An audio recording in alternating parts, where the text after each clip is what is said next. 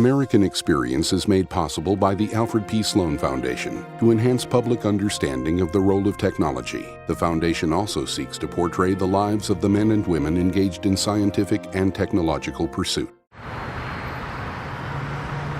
At Liberty Mutual Insurance, we do everything we can to help prevent accidents and make America a safer place. Liberty Mutual is proud to support American Experience. How do you get a weed-free lawn, a healthy garden, a home that's pest-free? Every day we work to find new and better solutions. Ortho, proud to support the American Experience on PBS.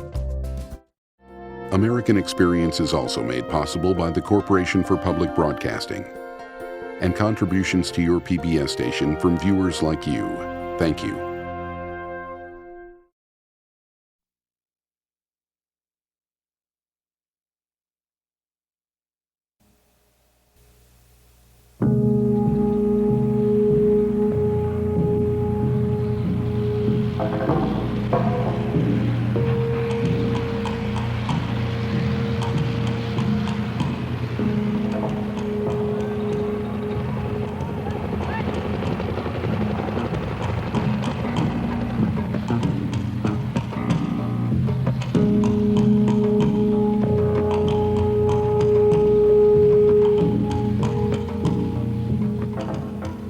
When the United States votes $400 million to help that war, we're not voting for a giveaway program. We're voting for the cheapest way that we can prevent the occurrence of something that would be of the most terrible significance to the United States of America, our security. If we withdrew from Vietnam, the communists would control Vietnam. Pretty soon, Thailand, Cambodia, Laos, Malaya would go. If this little nation goes down the drain and can't maintain her independence, ask yourself what's going to happen to all the other little nations. If the United States now were to throw in the towel and come home, and the communists took over South Vietnam, then all over Southeast Asia, all over the Pacific, in the Mideast, in Europe, in the world, the United States would suffer a blow. And peace, because we are the great peacekeeping nation in the world today because of our power, would suffer a blow from which it might not recover. First, a handful of advisors, then the Marines. Finally, an army of 500,000. That was the Vietnam War. It was an undeclared war, a war without front lines or clear objectives. A war against an elusive enemy.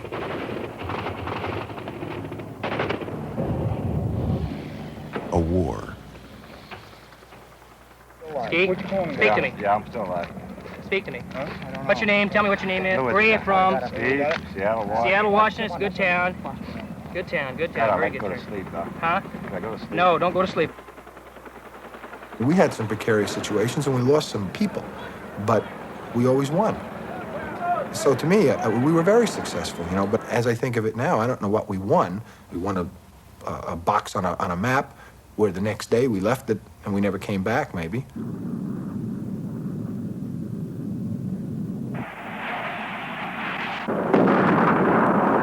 It was a war that blurred the line between friend and enemy. Wherever the Americans went, they burned and destroyed and killed. I didn't see any guerrillas being killed, only villagers. An 8-year-old or a 9-year-old can kill you just as quick as a 25 or a 26-year-old man. Back here in the States, the kids are playing cowboys and Indians. Over there, they've been playing it for real.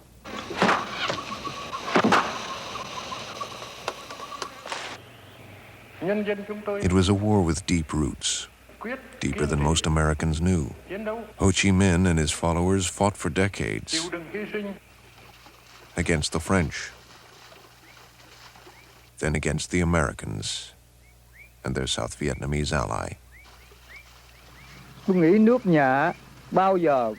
I always believed in my country. But instead of sending my sons out to defend their country, I sent them out to die.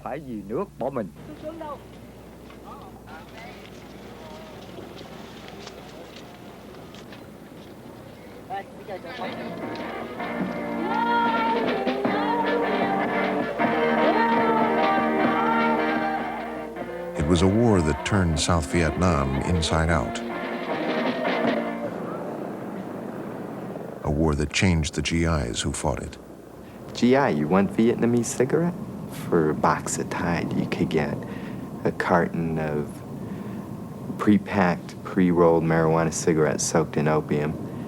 For $10, you could get a vial of pure heroin. You could get liquid opium, speed, acid, anything you wanted.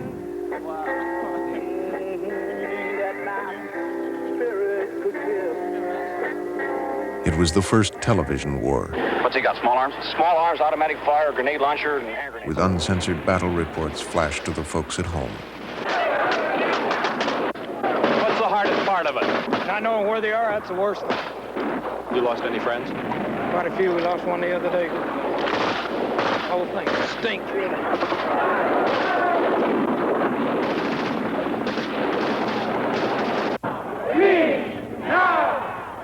It was the first war Americans opposed in huge numbers, openly and passionately.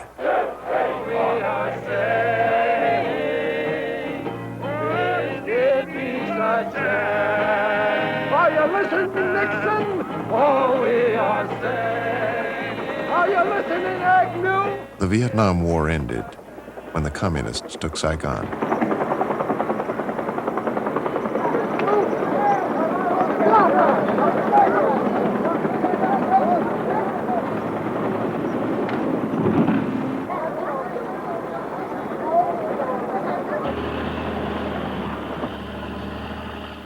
The end of the war left questions and issues that are still unanswered and unresolved.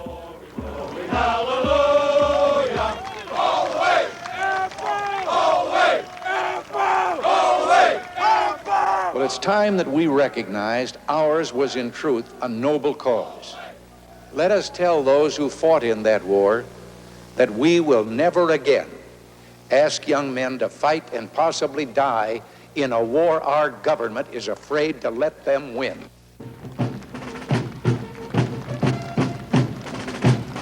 Vietnam, a noble cause, a shameful venture.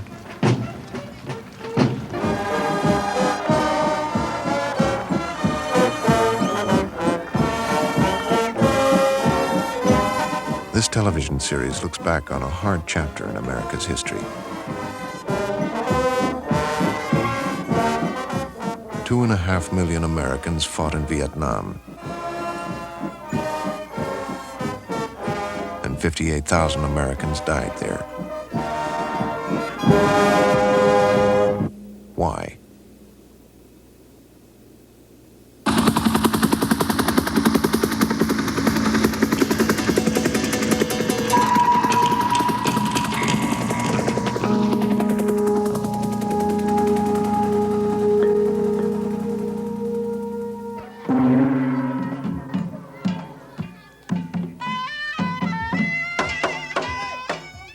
America's war in Vietnam lasted 15 years, but the Vietnamese have known war a long time, more than 2,000 years.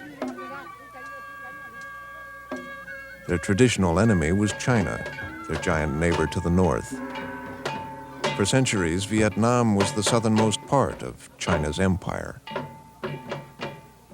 The Vietnamese absorbed Chinese culture and customs, but they never accepted Chinese rule.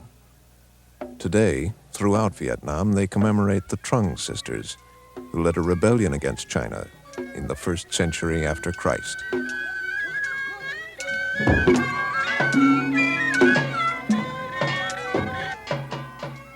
The rebellion failed, but the Trung sisters are still heroines, part of a long line of Vietnamese who fought foreign domination.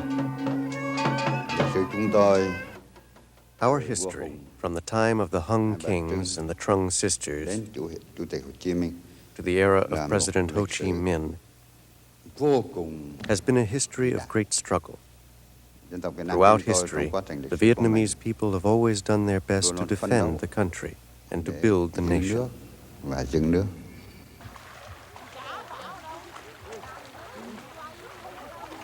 They fought for almost 1,000 years after the Trungs to evict the Chinese.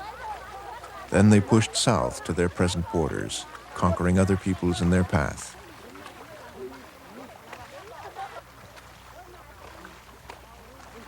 The country expanded so rapidly that it fragmented in a series of civil wars. Despite their internal conflicts, the Vietnamese regarded themselves as one country and one people. But they were too weak and divided to fight off the conquering Europeans in the 19th century. Around 1860, the French seized the area near Saigon. They took over central and northern Vietnam during the next 2 decades, and by 1885, Vietnam had once again lost its independence. French Indochina at the end of the 1880s, Laos, Cambodia, and Vietnam, which the French divided into 3 regions, Cochin China, Annam, and Tonkin. To the Vietnamese, the division was a deliberate attempt to destroy their national unity. The Vietnamese resisted. The French called all resistors pirates, and they sent in the troops for the first pacification of Vietnam. They staged public executions. The severed heads were photographed and printed on postcards which soldiers sent home to sweethearts in Paris with kisses from Hanoi. It took 20 years to get the Vietnamese resistance under control. Then the French could concentrate on the economics of colonialism, trying to transform Vietnam into a source of profit. The people here suffered a lot because of high taxes and hard forced labor. They worked from dawn till dusk, but they did not have enough to eat. The cheap labor profited a few French companies, even though Indochina was a financial sinkhole. The French nation spent millions of francs each year to protect and support the colony, while French companies like Michelin Rubber made millions in profits from factories and plantations. There were no major uprisings during these hard years. Vietnamese society was reeling under the impact of westernization. French culture permeated the cities, bringing Western fashions and ideas. The Vietnamese elite began to give their sons a Western education. Almost all of those who would lead the next resistance to the French were French educated. Among them was Ho Chi Minh. Ho Chi Minh's early years are difficult to trace. He was always mysterious about himself, giving few interviews, and preferring in later life to present himself as the benevolent Uncle Ho. Ho was born about 1890 as Nguyen Tat Tan, the son of an official who resigned rather than serve under the French. As a young man, Ho left his country, working as a ship hand and cook in America, Britain, and France. In 1917, Ho moved to Paris. He took the pseudonym Nguyen Ai Quoc, Nguyen the Patriot, and began to agitate for Vietnam's independence. He tried to plead his cause at the Versailles Conference following World War I, but was not admitted. His effort made him famous among the Vietnamese in France. In 1920, Nguyen Ai Quoc became a founding member of the French Communist Party, the first Vietnamese communist. The communists sent him to Moscow for training in 1923. He traveled widely, organizing expatriate Vietnamese into a revolutionary party. Reports during the next 17 years placed him in Germany, China, Thailand, France, Russia.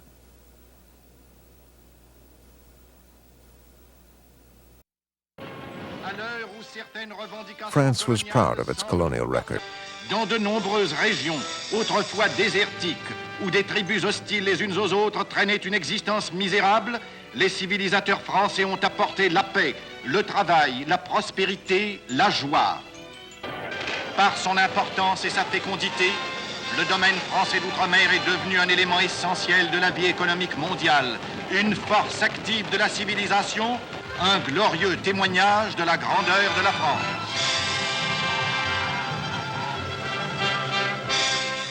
1940 brought the end to this grandeur of France.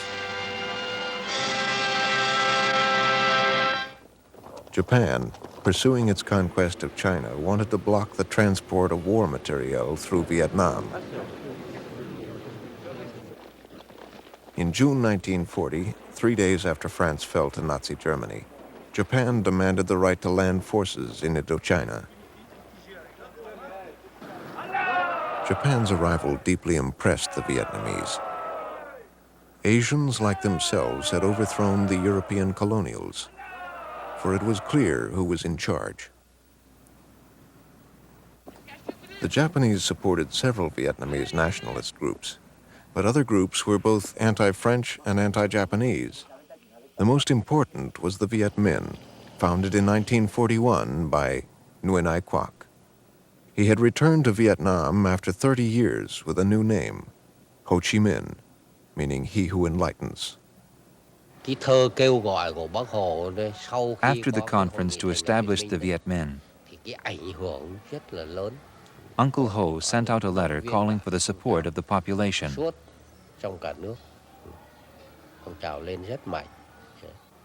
And it was this that rallied the entire country around the movement.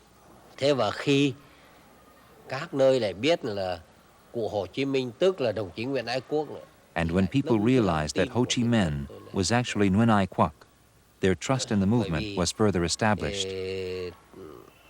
This was because the name Nguyen Ai Quoc had been widely known in the country. People knew that he was a great patriot. The Viet Minh organized guerrilla bases, trained cadres, harassed the French and Japanese, and spread propaganda, urging the peasants to resist. Why did the Viet Minh fight the Japanese while other Asian nationalists collaborated?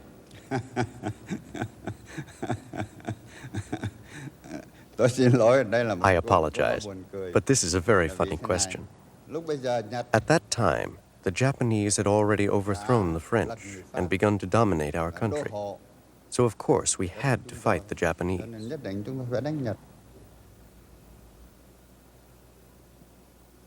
By early 1945, Vietnam was suffering a terrible famine. People blamed the French and Japanese, who were hoarding rice, feeding it to Japanese troops, and even exporting it to Japan, while an estimated 2 million Vietnamese out of 8 million in the northern areas died.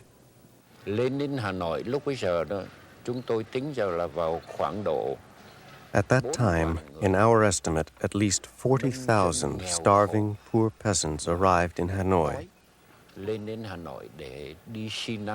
to beg for food and to wait for handouts, for alms.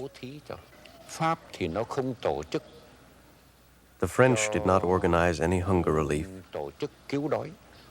and the Japanese specifically forbade us to carry out any hunger relief effort of our own. People dug into the garbage dumps in order to find any edible thing at all. They also ate rats. But this was not enough to keep them alive. The Viet Minh organized the peasants to seize rice stocks and gained tremendous prestige. This peasant support gave them a political edge they never lost. It's a long, tough road to Tokyo. It's longer to go to Tokyo than it is to Berlin, in every sense of the word. The defeat of Germany will not mean the end of the war against Japan. As the war in Europe drew to a close, Allied attention turned to Asia and the war against Japan. One of the pressing needs was intelligence. As essential as the defeat of Germany. The Viet Minh believed Allied statements supporting the rights of oppressed peoples. They had given the Allies information about Japanese troop movements. So the Americans turned to the Viet Minh and its leader, Ho Chi Minh. I first met Ho on the China border between China and Indochina in the last days of April of 1945. He was quite an interesting individual, very sensitive, very gentle, a rather frail type. We spoke quite at length about the general situation, not only in Indochina, but the world at large. We knew he was a communist, but we also felt, as they did, and the way anybody who has met Ho Chi Minh that I've ever talked with had the same feeling, he was first a nationalist and second a communist. That is, he was interested in getting the independence of his people, and then he thought probably the best thing for them was the communist type of government. But he was a nationalist first and foremost. The Viet Minh agreed to help the Allies. Major Patty sent a training group, the Deer Mission, into the northern mountains. The Deer team went in and they organized, out of about 500 Vietnamese, we selected, with the help of General Giap, selected 200. We spent the next 4 weeks training these young men into the art of using automatic weapons, demolition equipment, and the infiltrating and exfiltrating into various dangerous areas. There, for the first time, we saw what kind of troops the Viet Minh were. They were a very willing, fine, young nationalist, really what we used to say gung-ho type. They were willing to risk their lives for their cause, the cause of independence against the French. Before Ho's men could prove their willingness, World War II was over.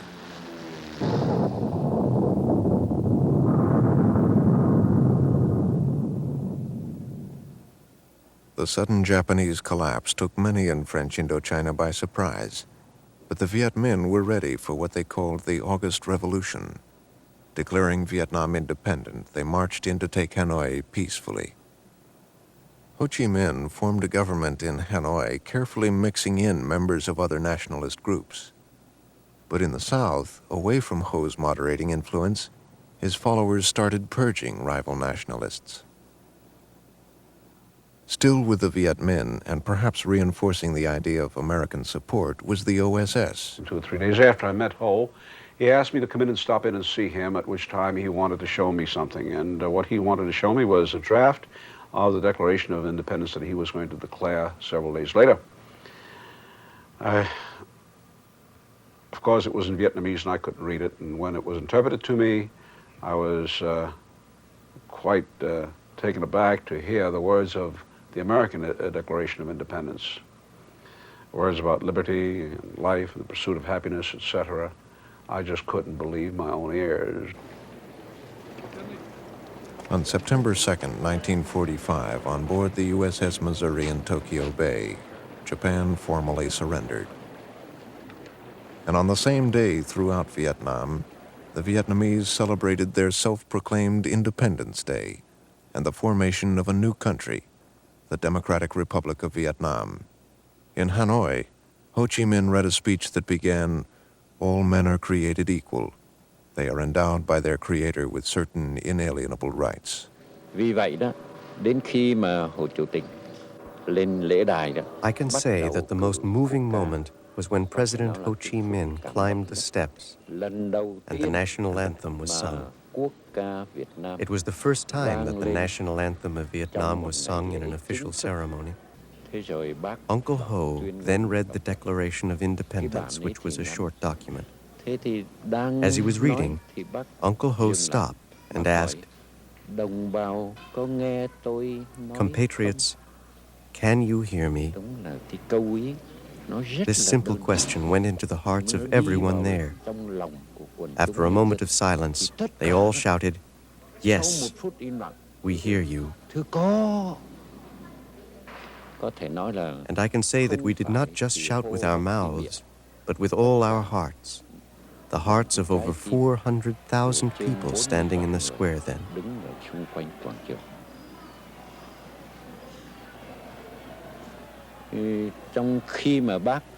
After Uncle Ho finished reading the Declaration of Independence,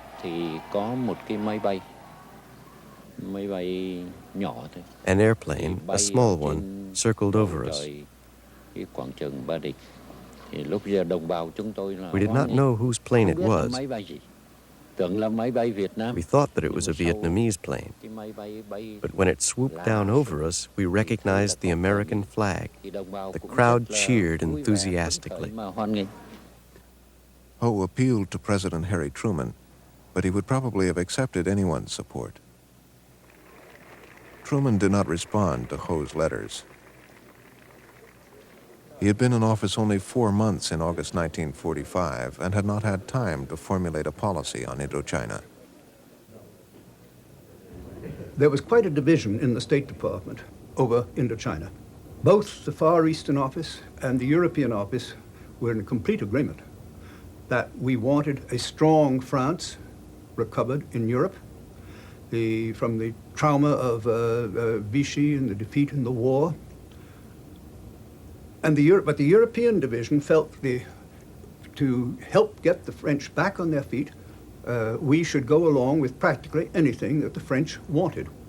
The Allies had worked out a compromise plan to disarm the Japanese. Above the 16th parallel, the Chinese would take the surrender of Japanese troops. The British would do the same in the south. They arrived in Saigon in early September.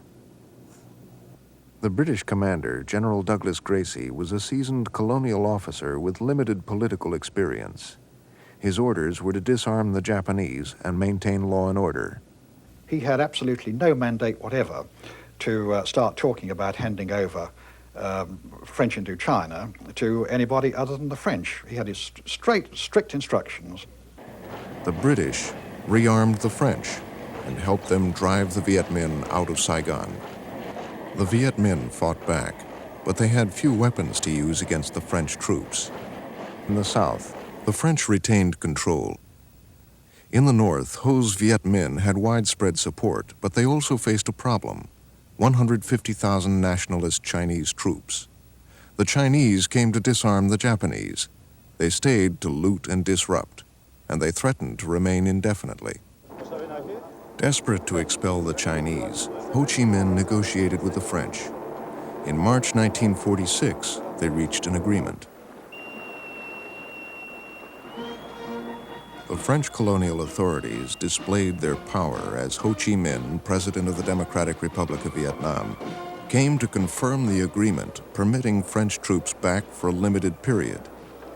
In return, France recognized the new Vietnamese state, and the Chinese army left.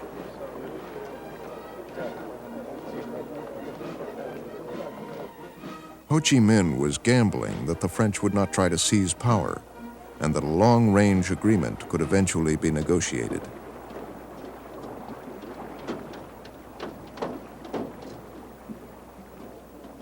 A truce was concluded. There were to be future negotiations to settle the problems between us and France. Under these conditions, we allowed a certain number of French troops to take the place of the nearly 200,000 troops of Chiang Kai-shek, which were to evacuate our country as soon as possible. So we had some breathing time to consolidate our forces. The French in Hanoi greeted the arriving troops as conquering heroes. The Vietnamese stayed home. Ho Chi Minh traveled to France to continue the negotiations, but the French cabinet had collapsed. There was no one to negotiate with. Ho had to play tourist until a new coalition was formed.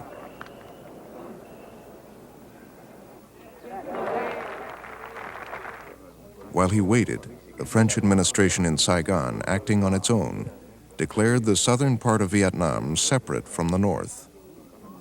It was a violation of the March Agreement, and Ho wondered if there was any point to further negotiations.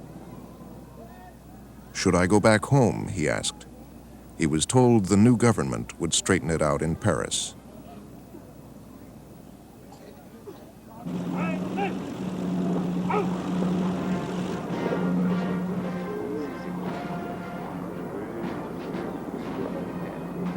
In 1946, Ho had been famous as a patriot for a quarter of a century, and the Vietnamese in Paris turned out to welcome this first president of an independent Vietnam.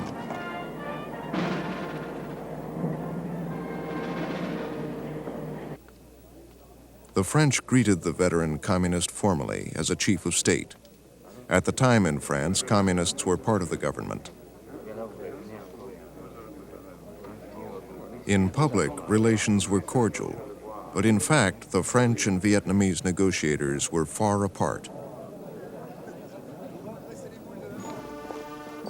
The negotiations held at the historic Fontainebleau Chateau went badly. The Vietnamese insisted that southern Vietnam was part of their country.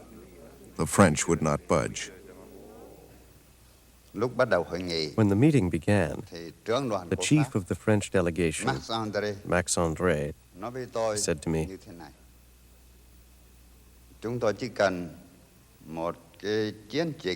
"We only need an ordinary police operation for 8 days to clean all of you out."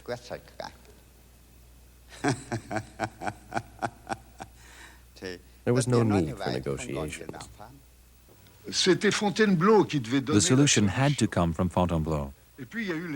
Then the negotiations at Fontainebleau failed. From then on, relationships deteriorated. The climate deteriorated. The March Agreement was dead. With French and Viet Minh forces at close range, the fighting escalated. There were provocations on both sides. In November 1946, the French shelled Haiphong. Many French officers believed only force would stop the Viet Minh. When we visited Haiphong afterwards, all Vietnamese neighborhoods were completely wiped out. There were dead buried under debris. It is difficult to know the exact figure. But the larger part of the city, it seemed to us, from what we saw, almost the entire Vietnamese part of the city had been destroyed. General Phan tried to reason with General Giap. Listen, I said, I know war, murders, deaths, destruction, bridges blown up, burning houses. This is unthinkable. We have to prevent this. He said to me, you listen.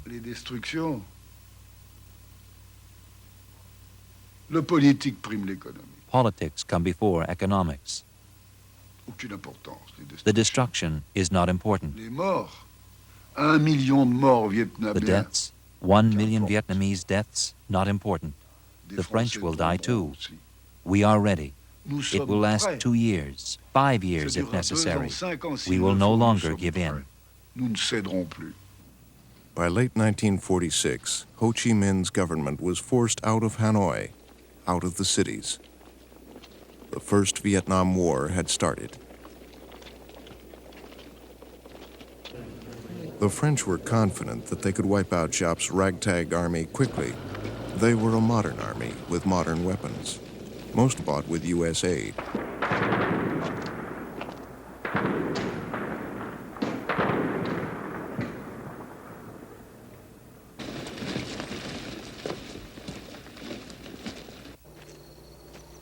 The Viet Minh had widespread support from the peasants.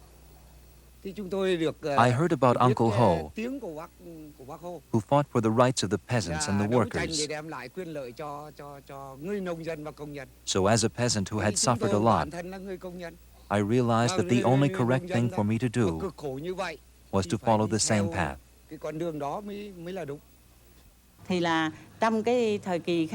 At first, we did not have any weapons except for bamboo spears.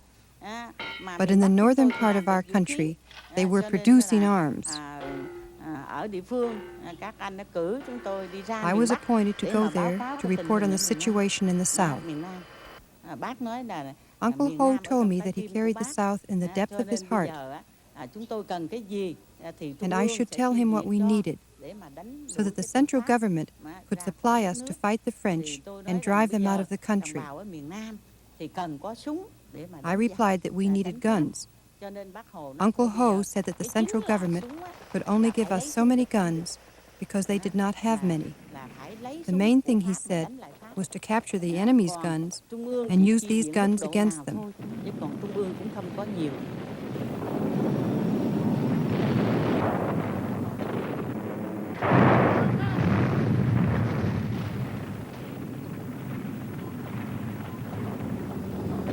The French bogged down in a quicksand war. Again and again, they declared an area pacified, only to find it slipping back into Viet Minh control. The guerrillas seemed to be everywhere and nowhere. In an attempt to take popular support away from the Viet Minh, the French created a rival Vietnamese government, the State of Vietnam. As its ruler, the French picked Vietnam's former emperor, Bao Dai.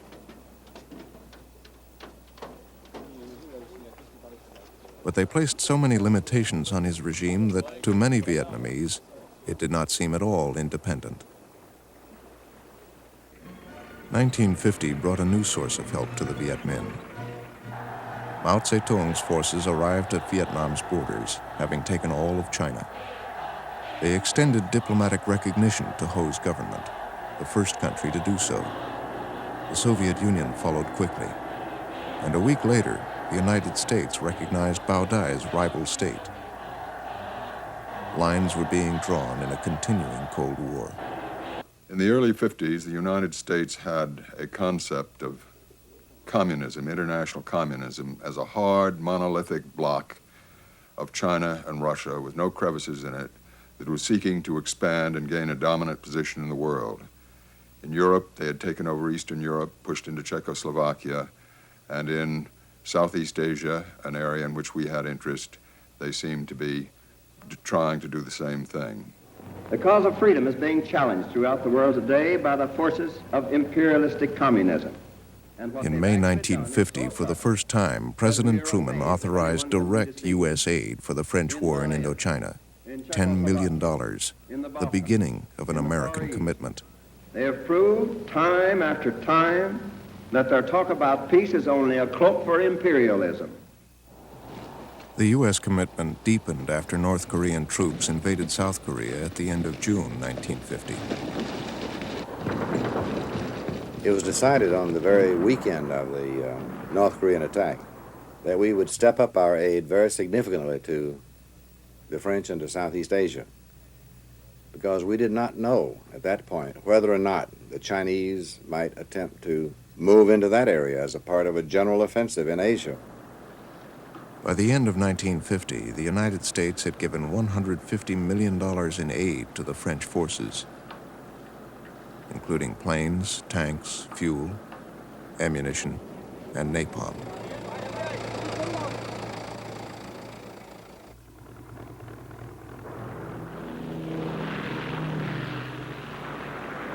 As U.S. strategists looked at Asia, they saw a spreading communist menace. The fight in Korea had become an international war. And in Vietnam, the Viet Minh had linked up with communist China. Viet Minh war capacities improved dramatically. We used the new weapons to mount offensives against the French. We were able to wipe out 2 large French units and capture all their weapons. The way was cleared for communications between Vietnam and the outside world. Then we received military aid from China, especially equipment. The defeats on the northern border were a disaster for the French.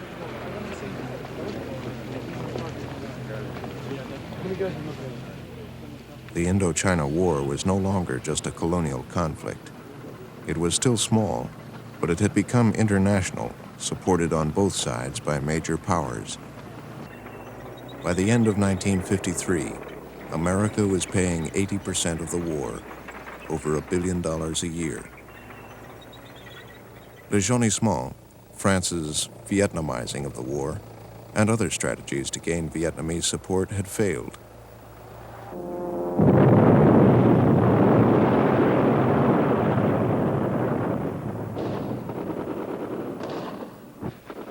The French controlled the cities, but the Viet Minh controlled the countryside.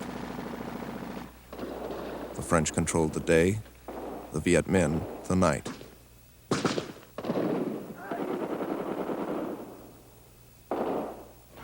General Henri de Navarre came in as the 5th French commander in 5 years.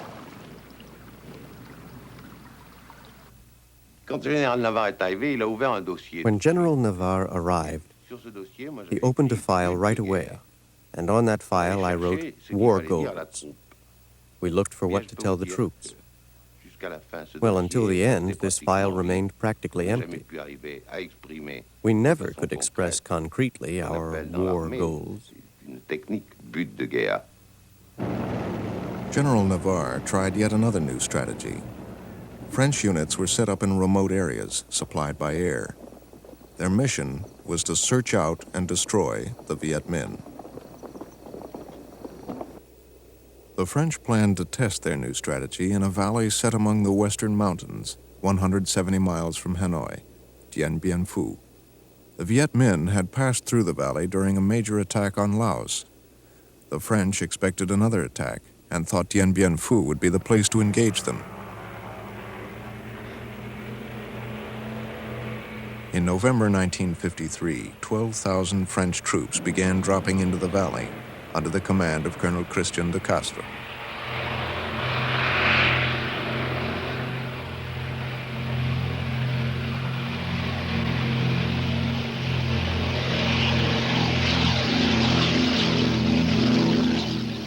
The top French command in Saigon was sure that Giap would never be able to mass enough troops around Dien Bien Phu, never get heavy artillery up the hills, never keep supply lines open.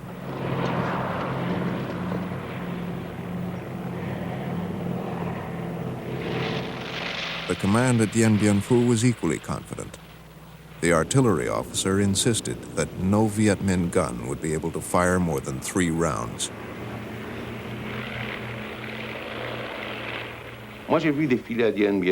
I saw all sorts of civilian and military authorities go through Dien Bien Phu. Unless my memory is completely twisted, I don't remember a single one.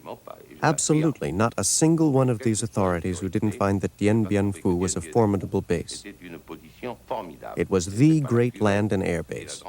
It was untakeable. The Viet Minh saw Dien Bien Phu as a great opportunity, but a great gamble, too. Ho Chi Minh's forces had lost heavily in attacks on other French strongpoints, but they decided to take the risk. From Tay Nguyen, it took us about 45 days. We marched at night and rested during the day. Sometimes we just slept on the roadsides if there were no shelters around. The French command was inviting a battle because they thought the Viet Minh would never be able to get enough troops and guns to Dien Bien Phu. But they did. 51,000 Viet Minh soldiers, 4 times the number of French troops, crossed the mountains carrying supplies on their backs and bicycles and hauling guns.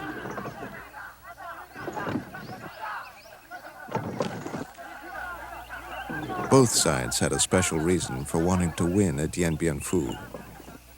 At this same time, January 1954, the great powers were meeting in Berlin.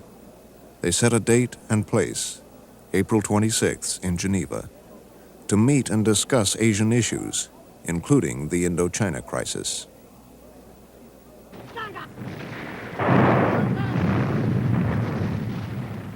On March 13th, Giap launched his attack on Dien Bien Phu. The battle began with massive human wave assaults. The Viet Minh guns blanketed French artillery from positions so well dug in and camouflaged that the French planes could not get at them. The first post fell within 8 hours. By the next day, March 14th, the Viet Minh shelling had destroyed the main airstrip.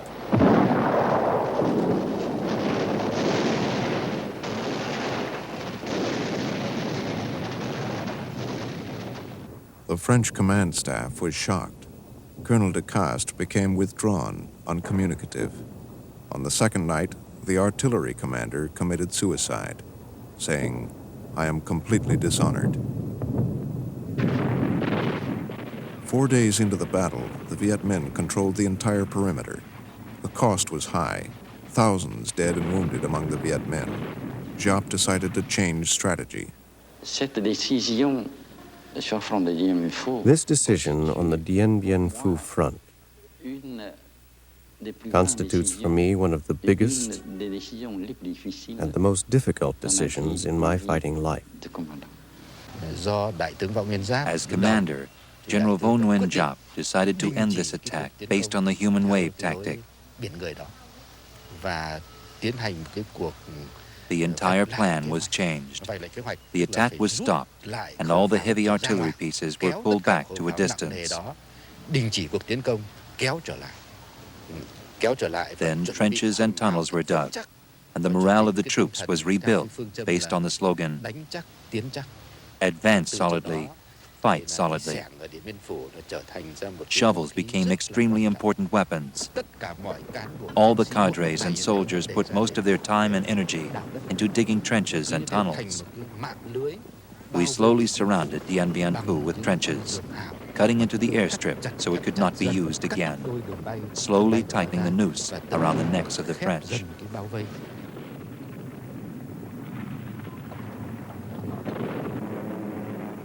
With the airstrip out, the French garrison was dependent on parachute drops, but Viet Minh anti-aircraft fire forced pilots to fly too high.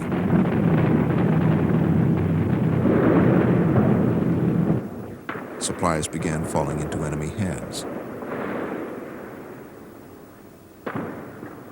General Giap's change in strategy was working, and he settled in for a long siege. For the French, Dien Bien Phu became a nightmare. The rainy season started early with drenching downpours. French dugouts and shelters collapsed. Clean water became impossible to find. Medical supplies ran out. No planes could land to evacuate the wounded. Men who were wounded in the trenches sunk under the yard-high mud to die.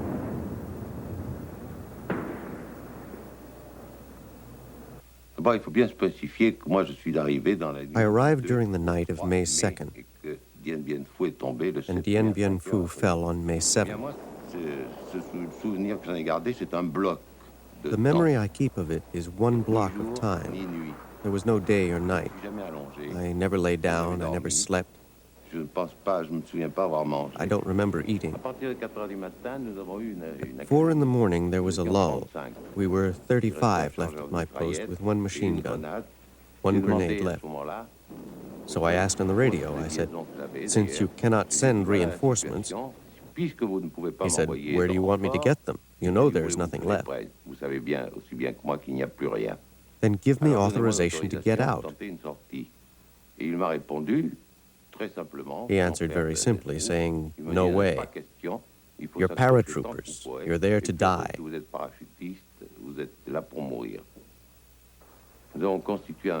We built a barricade with corpses at the entrance since we had no sandbags, and we waited. And we saw the shadows coming one by one, the Viet Minh.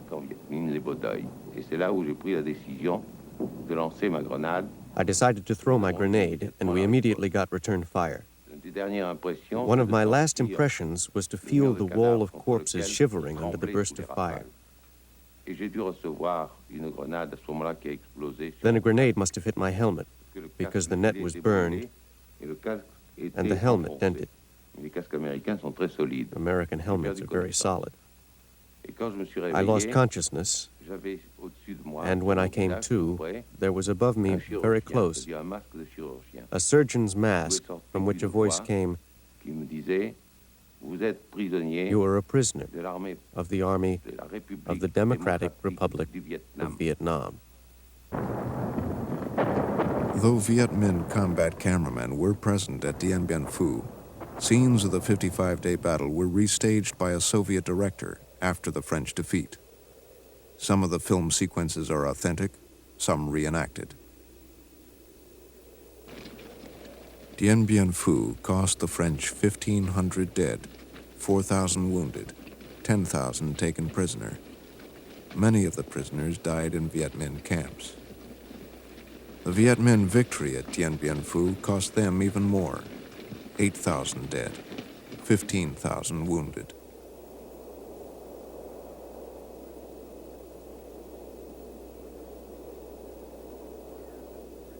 You are all aware that the French and their Vietnam ally have suffered reverses, notably the fall of Dien Bien Phu after a superb defense. The present situation is grave, but by no means hopeless. In the present conference at Geneva, we and other free nations are seeking a formula by which the fighting can be ended and the people of Indochina assured true independence. So far, the communist attitude at Geneva is not encouraging. The Geneva conference bogged down almost immediately. The United States delegation was ordered to watch and not to talk. My instructions were to go to the meetings, to not participate in them, and not to agree to anything, but to be there and sit at the table. And I found it a very difficult job to sit at the table at which people were making discussions and some conclusions were being arrived at without agreeing to them, in situations in which silence itself tends to give assent. I can tell you that I was very, very unhappy and perspired very, very freely. Emperor Bao Dai, head of the state of Vietnam, also sent a delegation to Geneva. I was told I should accept the communists at the conference table.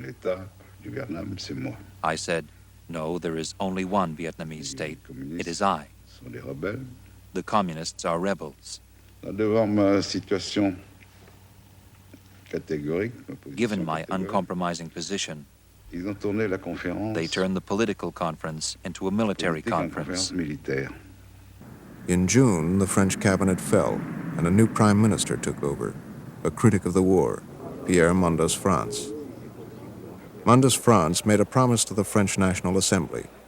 If he could not resolve the Indochina question at Geneva within 30 days, he would resign. The United States feared this meant France might abandon Indochina to the communists. Washington was not at all clear as to what kind of an agreement Mendès France was proposing to make, or what agreement he would make. And if the agreement was going to be something with which we could possibly live or acquiesce, or whether or not we were going to have to denounce it and, in fact, walk out of the conference. After much secret maneuvering, 1 week before his deadline, Mendès France got all the participants in place in Geneva. On July 20th, the day before the deadline, 2 issues were still unresolved. Còn về nội dung của hội nghị, At the conference, there were 2 issues under discussion. một là vi tuyến One was the temporary demarcation line between the 2 regions, ngày and the other was the date of the general elections for the reunification of Vietnam. These 2 issues were closely connected. That was very clear. rất rõ. The Viet Minh, flush with their victory at Dien Bien Phu, took a hard line on both issues. But on the last day, the Soviets and the Chinese forced them to compromise. The Viet Minh, who controlled most of the country, would get less than half. The elections to reunify Vietnam would take place not soon, when the Viet Minh would surely win, but in 2 years. They had been undercut by their own allies. The Soviets and Chinese had several motives, among them fear. If Mendès France failed, France might keep fighting, and America might intervene. La raison et la paix Reason and peace have won out. After days and nights of hard negotiations filled with anxiety and hope, the ceasefire has been signed. In my soul and my conscience, I am sure these are the best conditions we could have hoped for in the present state of things. My own feeling at the end of the conference was that we had probably obtained just about all that could be obtained in the light of the situation on the ground. I don't think we could have obtained much more. But I must say that very honestly, I didn't not have much optimism that South Vietnam was going to be able to survive. We thought that having signed the agreements, the French would now be forced by world opinion to carry out the Geneva Accords. And we strongly believed that there would be a general election held in 2 years, and then the revolution would certainly win. So we greeted each other, in 2 years. We expected to have a general election and reunification in 2 years. In the fall of 1954, the Viet Minh marched into Hanoi, taking back from the French what they had lost 8 years before. To America and the world, it looked like the Viet Minh would soon be marching into Saigon, too, as the French pulled out, taking everything: houses, trucks, factories, even their dead.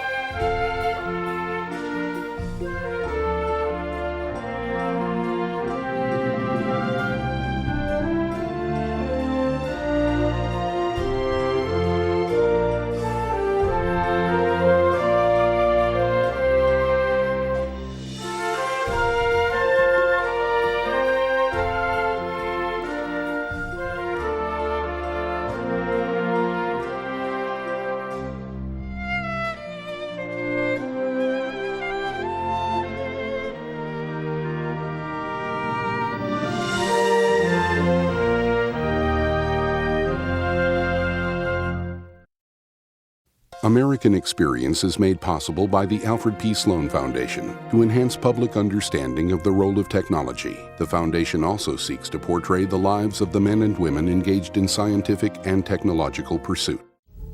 At the Scotts Company, we help make gardens more beautiful, lawns greener, trees taller.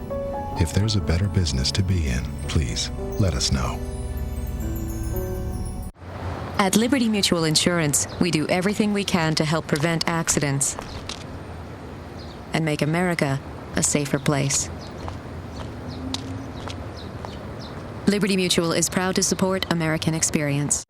American Experience is also made possible by the Corporation for Public Broadcasting and contributions to your PBS station from viewers like you.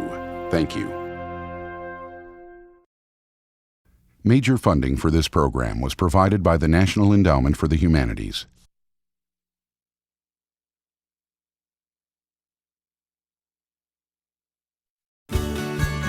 We are PBS.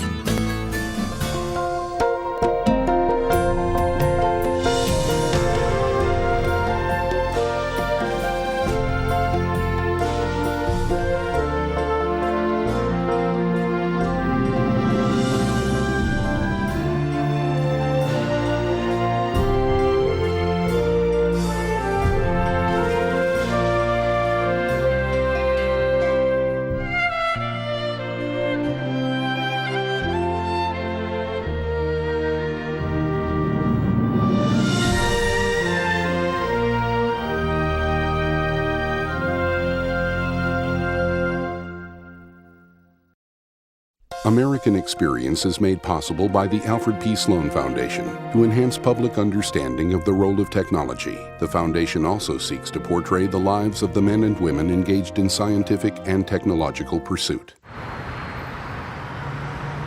At Liberty Mutual Insurance, we do everything we can to help prevent accidents and make America a safer place. Liberty Mutual is proud to support American experience.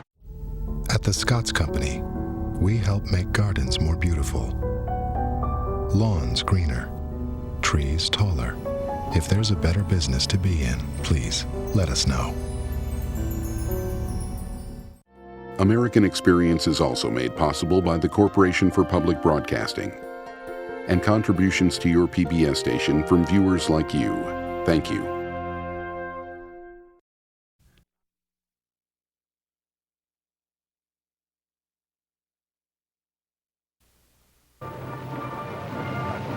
America made a commitment to South Vietnam and to its president, Ngo Dinh Diem, in the 1950s under President Eisenhower. Mr. President, it is a great joy for me to be again in Washington and a great honor to be welcomed by you. I thank you very much. By late 1963, Diem was dead, the U.S. government implicated in his downfall. This is the story of the beginning of America's war in Vietnam.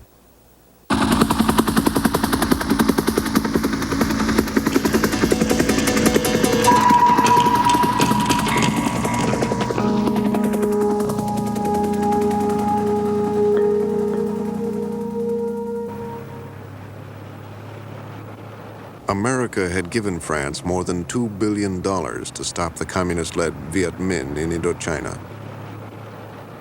But in 1954, after 8 years of war and 100 years of colonial rule, the French were defeated.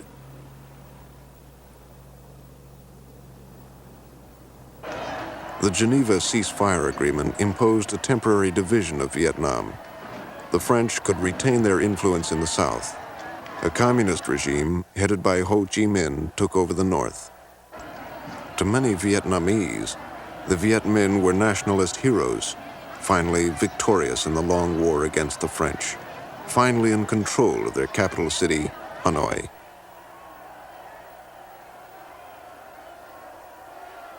To America's leaders, Ho Chi Minh represented international communism directed by Moscow.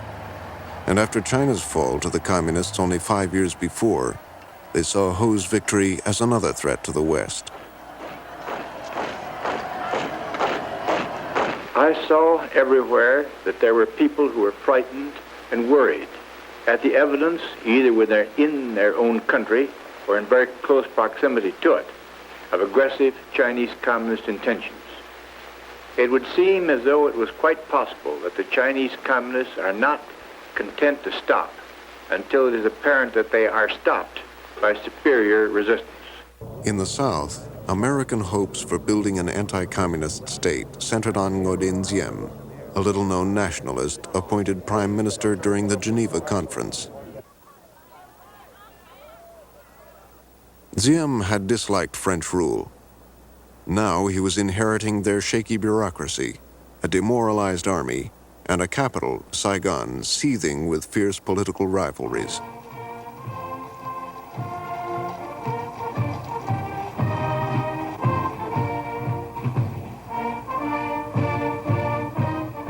He also faced a 2-year deadline. The Geneva Agreements called for countrywide elections in 1956. If Ho Chi Minh won, the communists would control all of Vietnam. The Eisenhower administration was uncertain about Diem.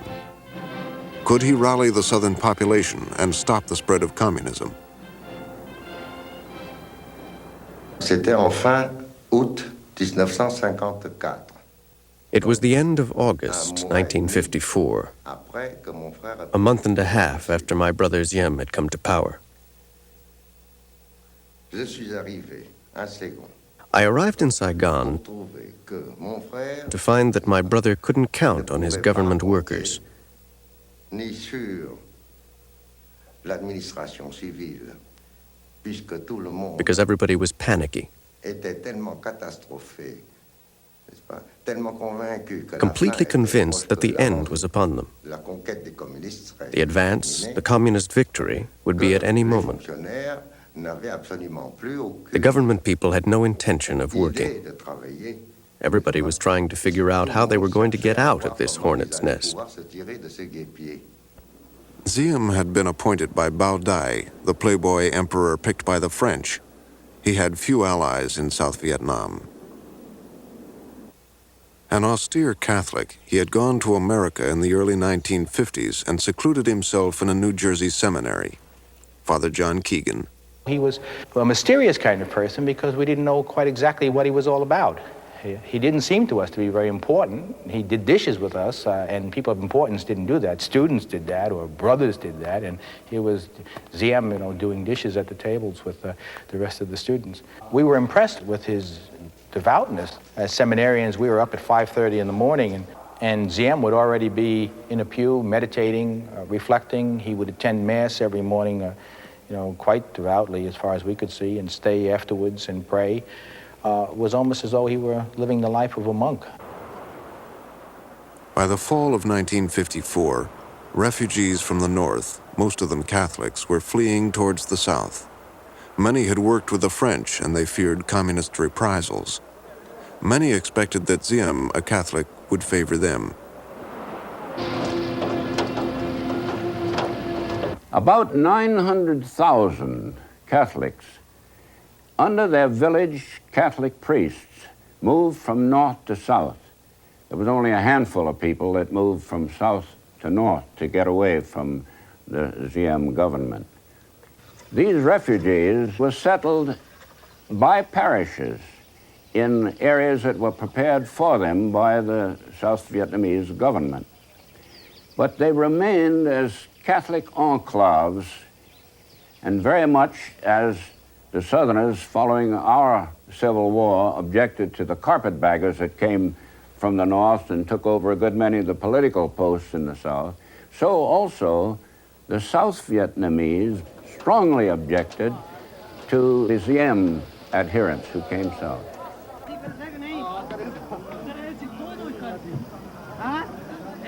The refugees added to the confusion in the South, but Washington saw their value as a solid anti-communist base for Diem and as touching symbols of the Cold War.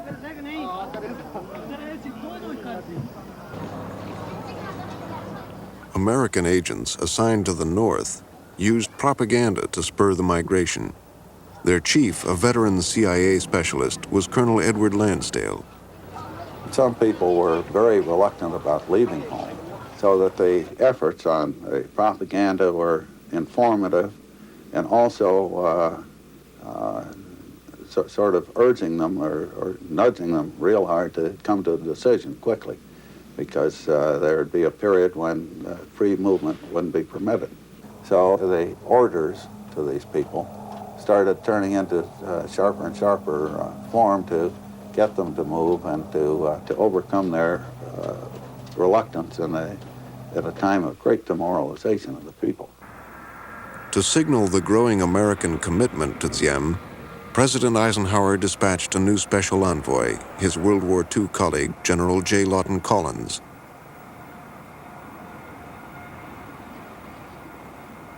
Collins, instructed to help train an army for Diem, recommended $100 million in aid for the new government.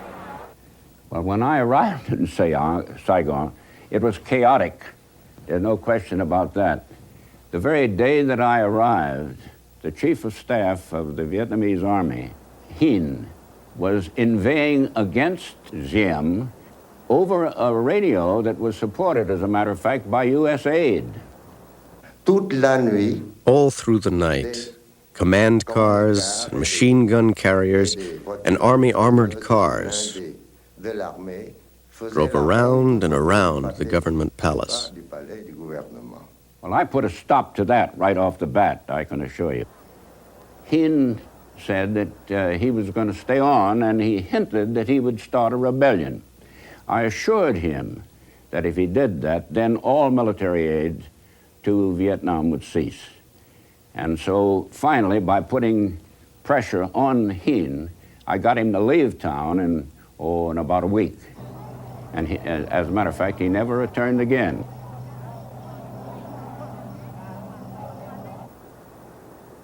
More challengers emerged from the chaos of South Vietnamese politics. Two of them headed armed religious factions. Another, backed by the French, was a former river pirate, now a notorious gangster and opium dealer. Bai Vien was his name. He controlled the secret police, mind you, of Vietnam. He also controlled all the houses of prostitution and the gambling joints, and this was the source of his strength. Bai Vien tried to make a deal with Diem, but Diem refused. In open defiance of the powerful gangster, he staged a symbolic burning of opium pipes. Then he attacked Bai Vien's headquarters, located in Saigon's Central Police Station. Diem's challenge seemed nearly suicidal to Collins, but Lansdale, now Diem's closest American advisor, believed in him. Diem was laughing at me. We were out on the front porch, and he said, "You were standing about where I think the first shell is going to hit, and it's going to be coming in about 20 minutes, and you better get out of here. And I'm not initiating. I'm receiving here." And sure enough, 20 minutes later, the firing broke out against him.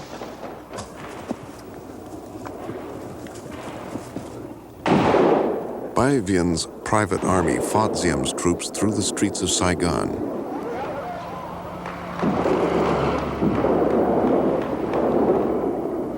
The risks for Diem were enormous. Unless he could consolidate his power, he would lose American support. He had already lost Collins. I liked Diem, but I became convinced that he did not have the political knack nor the strength of character politically to manage this bizarre collection of people in Vietnam. We have called General Collins back here, a man in whom we've have the greatest confidence and who has been right in the thick of things out there and who has been supporting, of course, Premier Diem. Now, there have occurred lots of difficulties. People have left the cabinets and so on. You know what most of those difficulties are. It's a strange and it's almost an inexplicable situation, at least from our viewpoint. Diem prevailed. Blocks of Saigon lay in ruins, but he had crushed his enemies. Their surrender was a personal triumph for him, but it set a dangerous pattern. Distrustful and stubborn, Diem would never compromise. He would confront and defy all opposition. And the government of Diem, which seemed to be almost on the ropes a few weeks ago, I think is reestablished with strength. Vietnam is now a free nation, at least the southern half of it is, and it's not got a puppet government. It's not got a government that we can give orders to and tell what we want it to do or we want it to refrain from doing. If it was that kind of a government, we wouldn't be justified in supporting it. In the early days, just after his installation, when he took over, we had this group of Americans, all of whom had tremendous ideas of how to further the efforts of the country, of how to get this thing rolling, of how to get the country started, get the government organized and formed and going. We convinced him that he was not too well known, and that Ho Chi Minh was very well known by everybody, and therefore he should build up his popularity. He made a series of long trips throughout the countryside, got big receptions. There was, of course, an organized claque to get them enthusiastic. And he began to believe in this, that this was a good public relation ploy, that he could succeed in being a popular president. Ho Chi Minh's followers believed the countrywide elections in 1956 would bring them to power in a reunified Vietnam. They had withdrawn their troops from the South, but the Geneva Agreements allowed their political organizers to remain there and rally support for Ho. I and my family were very happy and supportive of the Geneva Agreement because we believed that there would not be any reprisal against the people who regrouped to the north and those who remained behind. We thought that in 2 years we would have a free and fair election in which the people could freely choose their own government. The U.S. had opposed the Geneva Agreements, but pledged to respect them. Diem, who had condemned the accords, now resisted the nationwide election. Dulles had to decide what to do. He sat very quietly. We all sat very quietly. I can recall distinctly the clock ticking away on his wall and his breathing heavily as he read through the paper, turning to us, the few of us who were there at that meeting, and saying, I don't believe Diem wants to hold elections. I believe we should support him in this. There's this about it. At that time, we had a dictator that was now controlling more than half the country and with a great deal of his population, and he would get 100% of the vote. The Americans and Diem carried the day. There were no countrywide elections. Vietnam remained divided, and Washington welcomed Diem as a hero. You have exemplified in your corner of the world patriotism of the highest order. You have brought to your great task of organizing your country the greatest of courage, the greatest of statesmanship. You are indeed welcome. Without American support, Diem would never have survived. With it, he seemed to have done the impossible. Washington held him up to the world as a model of anti-communism, the miracle man of Asia. Diem welcomed the weapons and the dollars, but he often resisted the Americans' advice. He was polite, but he was rigid and proud and fiercely nationalistic. I think he looked upon us as great big children, well-intentioned, powerful, with a lot of technical know-how, but not very sophisticated in dealing with him or his race or his country's problems.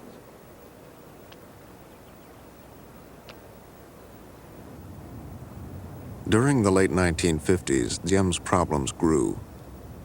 Like a traditional Vietnamese Mandarin, he drew his small circle closer around him, relying on his family, especially his brother Ngo Dinh Nhu and Nhu's wife. Their secret police, run by Nhu, set out to eliminate communists and other dissidents. After the Viet Minh Army regrouped to the north and the Diem regime took over the south, repression began.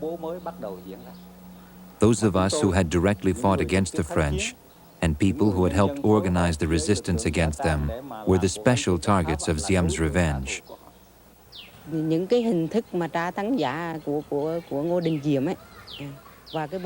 The manners of tortures inflicted upon these people by Ngo Dinh Diem and his hound dogs, this was our term for the secret police, were extremely inhumane.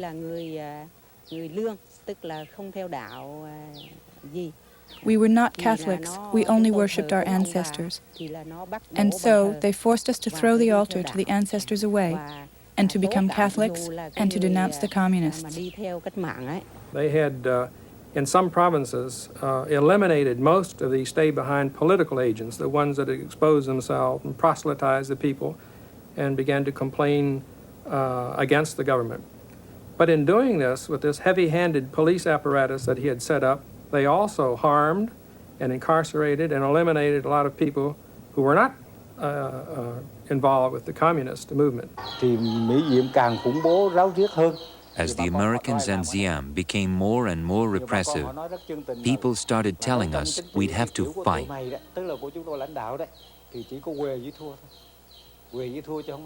They said we'd be wiped out if we kept to our plan of just political struggle.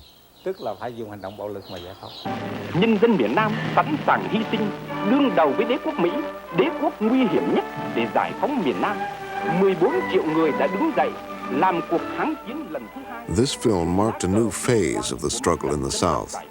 The formation in 1960 of the National Liberation Front, a communist organized coalition of anti-Diem forces. Denied the election promised at Geneva and nearly destroyed by Diem and news police, the communist leadership and its southern supporters decided to go back to war. It would be, they said, a war of national liberation against Diem and against the American presence in Vietnam.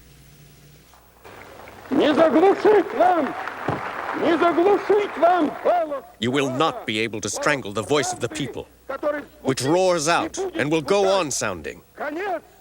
Down with colonialism. The sooner we bury it, and the deeper, the better. At the UN, Soviet Premier Nikita Khrushchev encouraged wars of national liberation. The new president took over in an atmosphere of grave threats and confrontation between East and West. John Kennedy was in office only a few months when he suffered a humiliating defeat at the Bay of Pigs in Cuba.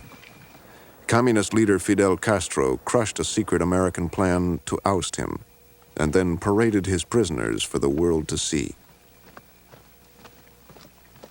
The invasion planning had begun before Kennedy took office, and Eisenhower joined him during the crisis. Soon, a badly shaken Kennedy faced questions on another war of national liberation in Vietnam. The problem of troops is a matter and the matter of what we're going to do to assist Vietnam to retain its independence is a matter still under consideration. There are a good many which I think can most usefully wait till we've had consultation with the government, which up to the present time, which will be one of the matters which Vice President Johnson will deal with, the problem of consultations with the government of Vietnam as to what further steps could most usefully be taken. Kennedy sent his vice president, Lyndon Johnson, to Saigon to reassure Diem. The U.S. seemed to be faltering, and Diem was worried. Johnson performed like a Texas politician on the campaign trail. Tell them that in the battle for Britain, when the clouds were over the little island of England, Churchill said, "We'll fight them in the alleys, in the streets." On his tour around Saigon, Vice President Johnson has stopped his motorcade. He talks to just about anybody around. Now he's taking a ride in what's known as a pedicab. Johnson really enjoys this kind of thing. Nothing phases him. He tries everything. President Kennedy was determined on this one because of a number of early setbacks. The Bay of Pigs, to begin. The dressing down, in effect, that he got from Khrushchev in the Vienna conference when they first met each other. And finally, the Berlin Wall. So Vietnam was the point. Kennedy and his men saw themselves in a struggle with Khrushchev for the loyalty of new nations. To them, national liberation was code for communist aggression. South Vietnam is already under attack, sometimes by a single assassin, sometimes by a band of guerrillas, recently by full battalions.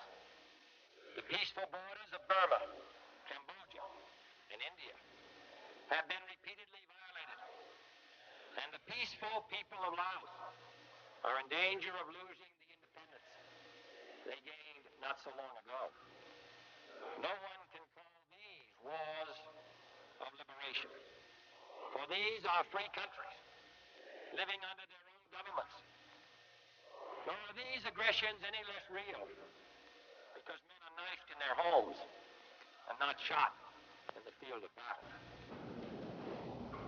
In October 1961, two key Kennedy advisors, General Maxwell Taylor and Walt Rostow, arrived in Vietnam. Their visit coincided with a serious flood. They recommended a big increase in military aid, including U.S. combat troops disguised as flood fighters. Diem said no to the troops. He needed U.S. support, but he wanted to keep control, and he wanted to keep the foreigners out. he feared an overwhelming American influence. That was one of the reasons he didn't want American combat forces. He was, to my mind, prescient in this. Said, in effect, he thought it would be a bonanza for the Viet Cong. Kennedy, too, was reluctant to send ground troops, but he wanted to be tough.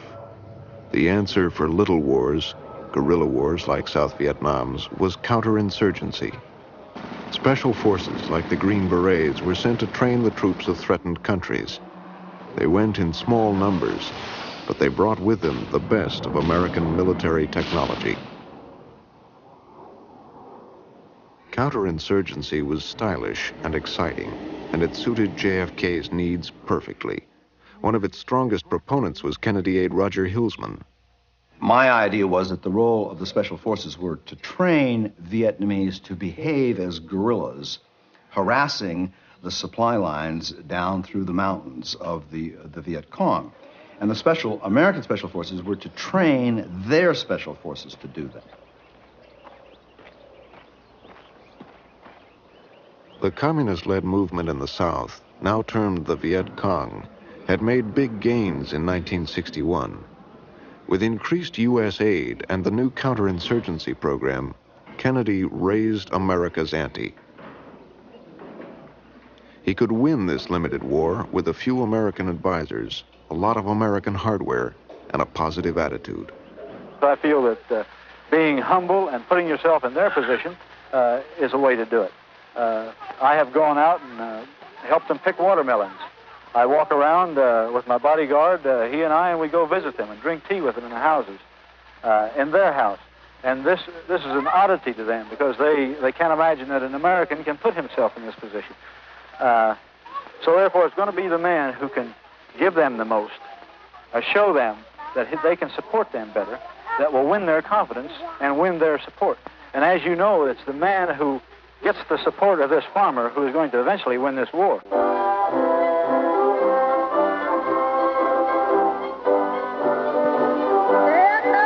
Absolute loyalty to the fatherland and the President of the Republic of Vietnam.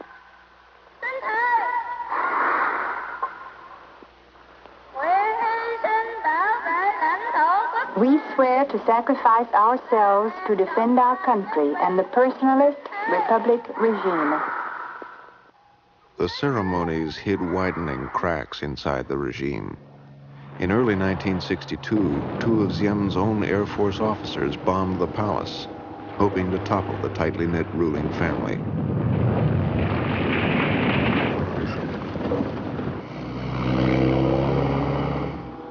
Madame Nhu was injured. Just next to me was a bomb that had fallen. It was fat like this, just like a little pig. It hadn't exploded, it was just there. And I was just there too. Are you afraid of death? Me? Oh no, not at all. Because in my country, death is always just around the corner. If you're afraid of it, you can't do anything. The Viet Cong had assassinated 500 civilians and Diem officials and killed 1,500 of his troops in the first half of 1961. VC influence in the countryside was growing. Diem's brother, Nhu, encouraged by U.S. advisors, promoted a program to isolate peasants from the guerrillas. He ordered the construction of thousands of fortified villages, strategic hamlets. We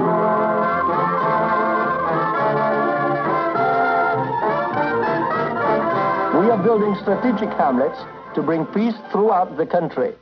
This was their motto and their code of faith. Volunteers from every class and age, men and women and children, began the hard physical work of construction. First, they broke arable land to make the deep moats and the high fences.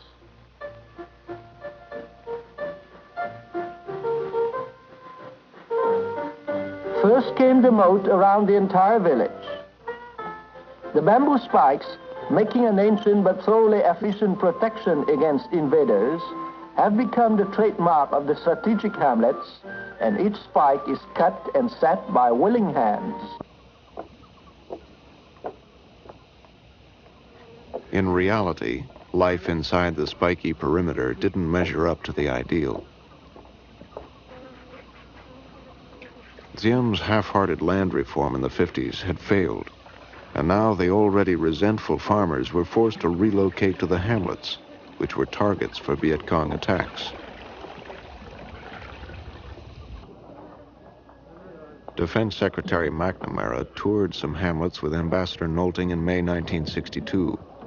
Though American officials had private reservations about the program, McNamara publicly praised it.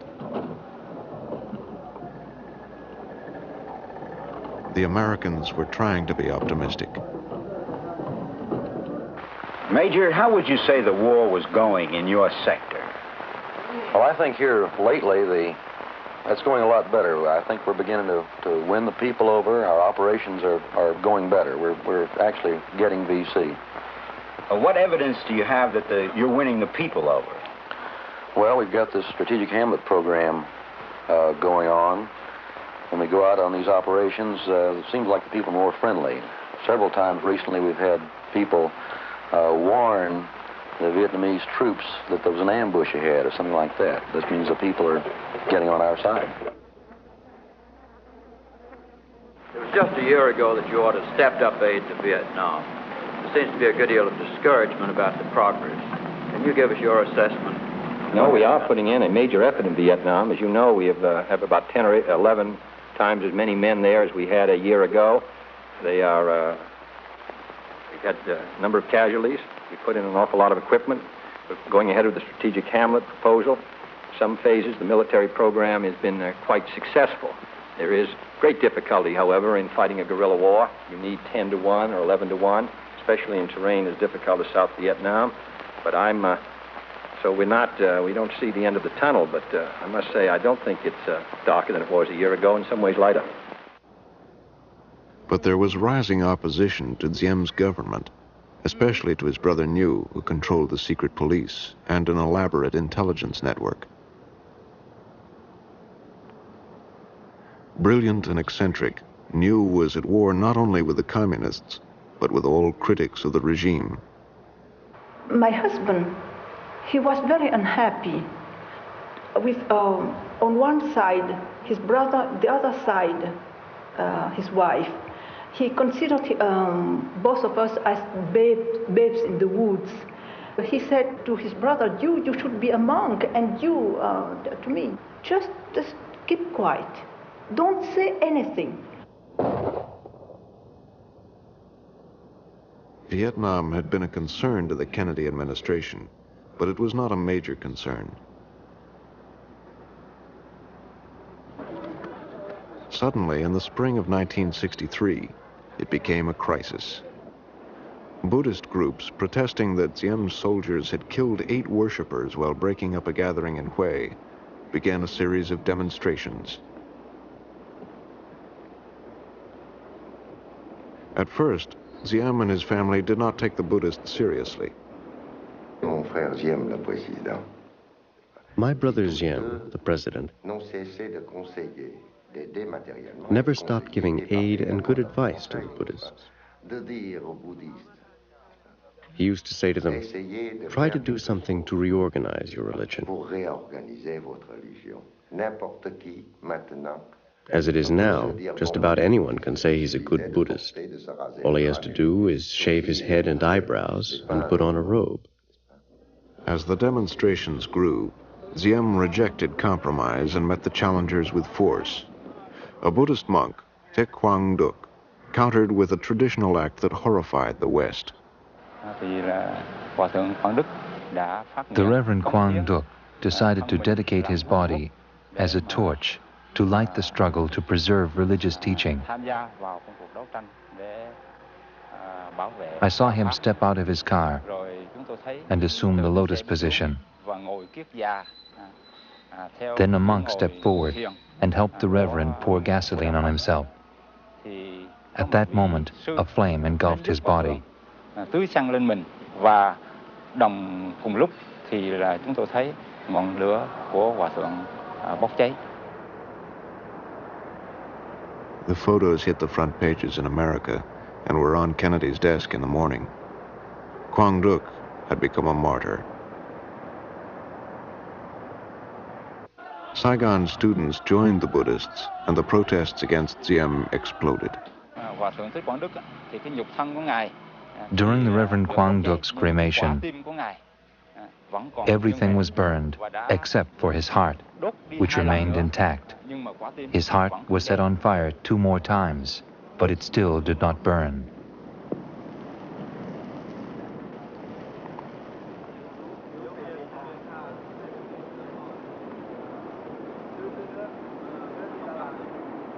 What have the Buddhist leaders done comparatively? The only thing they have done